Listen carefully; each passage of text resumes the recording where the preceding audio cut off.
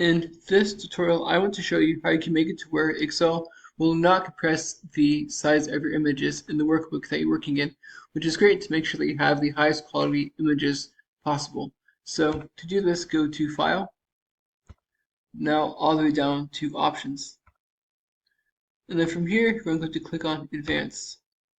Now you're going to scroll down until you see the image size and quality grouping right here.